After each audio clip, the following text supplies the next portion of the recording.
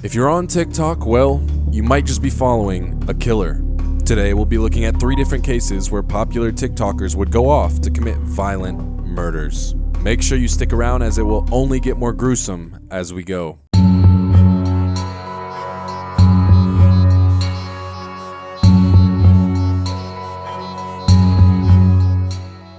At number 1, we'll be taking a look at 22-year-old TikTok star Mahek Bukhari.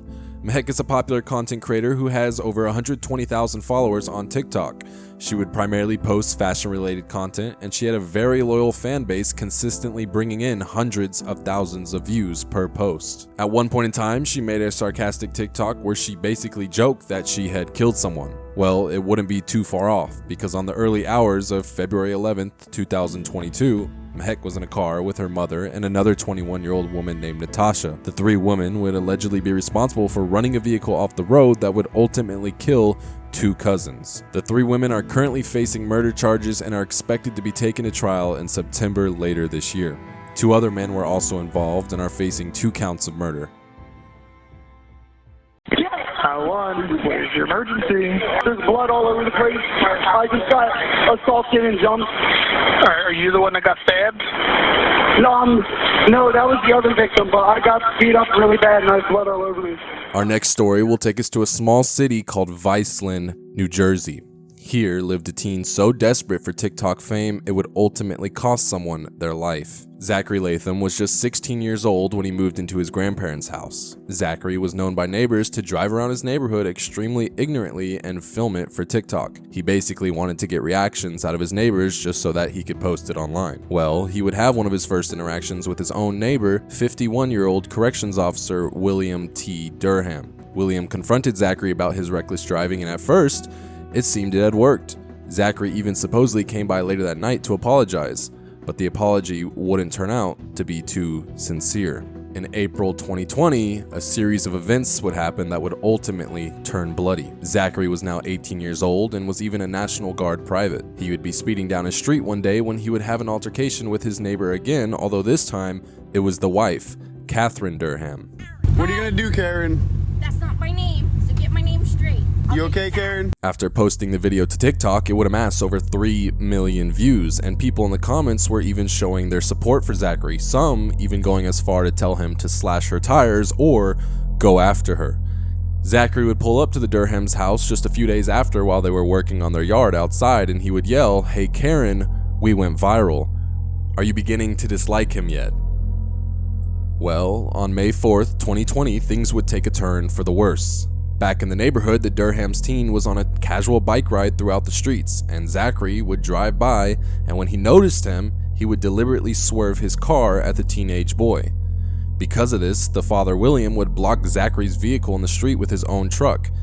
Catherine, the wife, obviously angry at how Zachary had just threatened the life of her teenage son, would confront him and film the situation. However, at some point, Zachary would hit Catherine in the face with an elbow, which would knock her to the ground, and then Zachary would take off in his car again. Well, the teenage son didn't like that one bit, and he followed Zachary all the way to his house along with one of his brothers. When he arrived, Zachary's wife Sarah came out and was recording with her phone. She told the brothers, "You better back up, you're not gonna like what comes out." Well, when Zachary ran inside, he armed himself with a 4-inch knife and a stun gun. He would even fire the gun at one of the sons and try to strike him with the knife. The husband, William, had arrived, and when he approached Zachary, he was slashed on the wrist with the knife. Zachary then retreated to his garage. Well, at some point, William followed, and the stun gun was shot a few more times. Zachary's wife would yell at him, telling him to drop the knife, but only shortly after, he would strike William again under the armpit, ultimately puncturing his lung. This wound would be fatal. William was pronounced dead at 9:19 p.m. Zachary was taken to the hospital to be treated for a concussion, and he would remain as a free man all the way up until his trial. Zachary's defender would state that Zachary was just acting in self-defense and that the Durhams brought this upon themselves. The wife, Catherine, was charged with simple assault and criminal trespassing, and the 2 brothers were charged with aggravated assault and criminal trespassing. In June 2020, prosecutors would note that during the attack, Zachary's wife had filmed it in hopes of becoming TikTok famous. And because of this intent, they would push to charge Zachary with first-degree murder. The lawyers would claim that Zachary purposefully lured the Durhams into this situation, and instead of calling the police and waiting inside, the couple came out and filmed the altercation in what seems like hopes of posting it on TikTok. The crazy thing is that because Zachary was a free man, he was still on TikTok engaging with commenters about the murder he had committed. Eventually, the court would approve a motion that would ban Zachary from commenting online to people about the murder, but Zachary would just go on to create another TikTok account and continue to talk about it. Well, on January 23, 2021, Zachary was arrested in Fort Myers, Florida for threatening a motorist. The motorist claimed that Zachary tried to ram his vehicle and then would display a firearm. Zachary was arrested and charged with 2 counts of aggravated assault. On March 21, 2021, Zachary would officially be charged for the reckless manslaughter of William Durham, and he was scheduled to go back to trial in September 2021. Unfortunately, his whereabouts are currently unknown, but it's safe to say he's locked up somewhere. This next story covers the case of Claire Miller, a seemingly normal teen who made a mistake that would irreversibly change the lives of her and her family overnight. Claire was born to the parents Mark and Marie Miller. The couple were what you would describe as the perfect parents, doing everything in their ability to provide a good life for their children. The two married in 1997 and decided to start a family in Manheim Township, Pennsylvania. In 2002, the couple had their first child, Helen, who had a shocking arrival due to her being noticeably different. Although unsure at the time exactly what was wrong, Helen would later be diagnosed with cerebral palsy, a disorder that affects the ability to move and maintain balance and posture. This would keep her bound to a wheelchair. Despite the diagnosis, Mark and Marie would provide Helen with excellent medical care and always did their best to give her an exciting life. A few years later, in 2007, Claire was born. Claire and her sister had what seemed to be a healthy relationship. Claire would assist in taking care of Helen, which involved accompanying her to the hospital appointments and providing her comfort during difficult times. She also attended the nicest private school in town where she was a very regular student. Just like most teens, Claire used social media as a creative outlet and managed to rack up 21,000 TikTok followers at just the age of 14. Claire's content showcased her love for anime, where she would imitate her favorite characters and post videos of her lip singing. According to her parents, Claire was your typical teenage girl and didn't show any signs of aggression or mental illness. That was until the night of February 21st, 2021.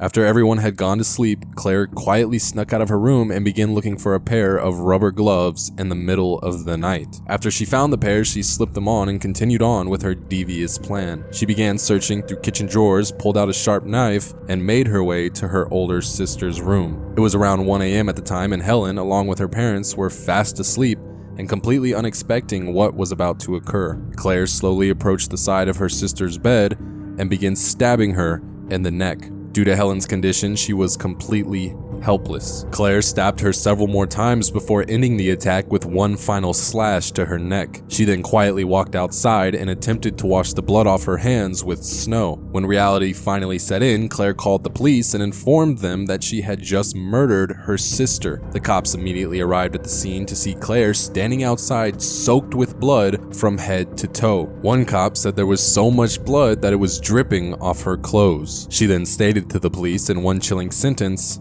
"I stabbed my sister." The cops were reluctant to believe her despite all the clear evidence because she was so young. However, that quickly changed when she led them upstairs. There, they would find her sister's lifeless body with the murder weapon still lodged in her neck. Unfortunately, the parents were awoken to the news that their eldest daughter had just been slain by their other child. A situation that seemed so unimaginable and ultimately resulted in them losing 2 children that night. Once the police and Claire arrived at the station, she reconfessed to the murder of her sister.